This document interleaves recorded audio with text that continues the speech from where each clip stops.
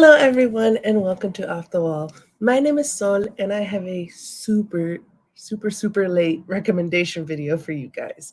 April is Arab Heritage Month in the US, and just like with Black History Month, I wanted to do a recommendation video of books in different genres by Arab authors that you could pick up. Remember to like and subscribe, and I'll leave a link to Black History Month video down below. Starting off with general fiction, I have two books, The Map of Salt and Stars by Zane Jokader and Salt Houses by Hala Alian. The Map of Salt and Stars is a book written in two perspectives. One perspective is present day from the character Noor, whose family, after her father dies from cancer, moves back to Syria from New York City.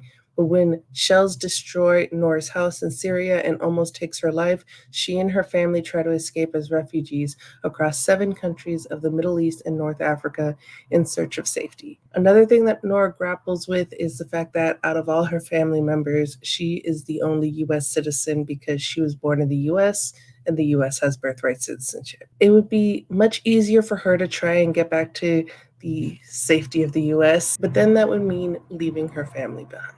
The other perspective is from 800 years ago, where Rawiya, I don't know if I'm saying her name correctly. Let me know down in the comments. A 16-year-old longing to see the world disguises herself as a boy named Rami and becomes an apprentice to Al Idrisis, who has been commissioned by King Roger II of Sicily to create a map of the world. In his employ, Rawiya embarks on an epic journey across the Middle East and North Africa, sounds familiar, where she encounters ferocious mythical beasts, epic battles, and real historical figures. As Goodreads puts it, a deep immersion into the richly varied cultures of the Middle East and North Africa, The Map of Salt and Stars follows the journey of Noor and Rawiya as they travel along identical paths across the region 800 years apart, braving the unknown besides their companions as they are pulled by the promise of reaching home at last. This book will break your heart in the most wonderful way.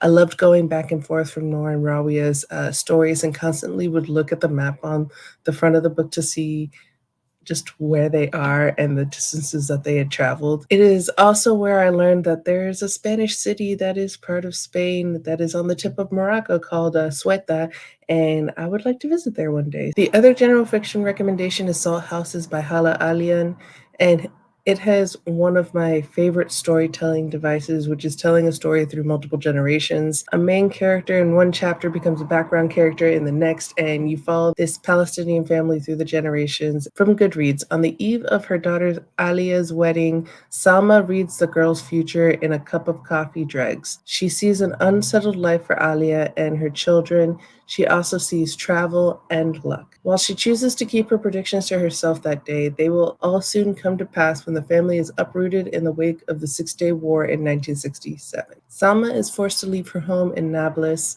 Alia's brother gets pulled into a politically militarized world he can't escape, and Alia and her gentle-spirited husband move to Kuwait City, where they reluctantly build a life with their 3 children. When Saddam Hussein invades Kuwait in 1990, Alia and her family once again lose their home, their land, and their story as they know it. Scattering to Beirut, Paris, Boston, and beyond, soon Alia's children begins families of their own, once again navigating the burdens and blessings of assimilating into foreign cities. Lyrical and heartbreaking, Salt Houses is a remarkable debut novel that challenges and humanizes an age-old conflict we might think we understand, one that asks us to confront the most devastating of all truths: you can't go home again. I love this book, and even though I haven't had a chance to talk about it on this channel yet until now, I recommend it all the time to people, especially when they're looking for a multi-generational story.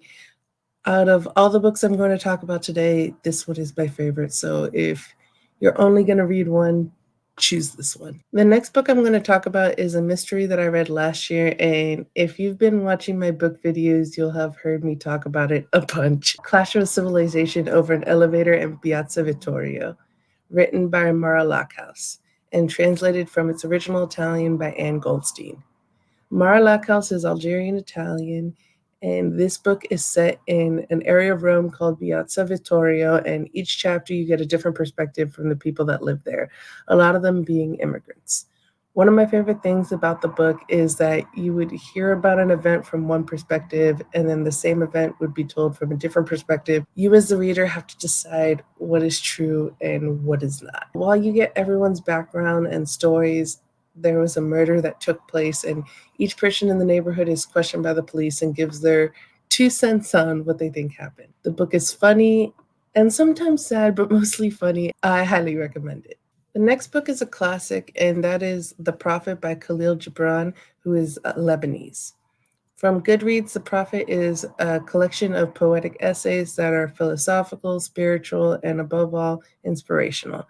Gibran's musings are divided into 28 chapters covering such sprawling topics as love, marriage, children, giving, eating and drinking, work, joy, sorrow, housing, clothes, buying and selling, crime and punishment, laws, freedom, reason and passion, pain, self knowledge, teaching, friendship, talking, time, good and evil, prayer, pleasure, beauty, religion, and death.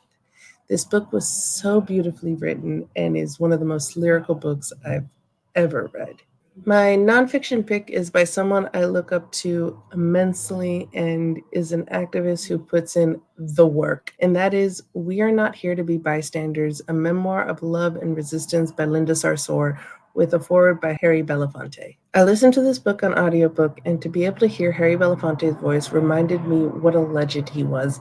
And I love Sister Linda's Brooklyn accent, that if you're going to pick this one up, the audio version is the way to go. Linda Sarsour was one of the organizers for the Women's March, and this memoir echoes her speech of being unapologetically Palestinian, unapologetically Muslim, and unapologetically from Brooklyn. In this memoir, she speaks about choosing to wear hijab, the aftermaths of 9/11, and the Women's March, visiting the West Bank for the first time, etc. From Goodreads, We Are Not Here to Be Bystanders presents a story of love, justice, and family. From the Brooklyn bodega her father owned, where Linda learned the real meaning of intersectionality, to protesting in the streets of Washington, D.C., Linda's story as a woman, daughter of immigrants, wife, mother, and friend is a portrayal of what it means to find one's voice and use it for good of others.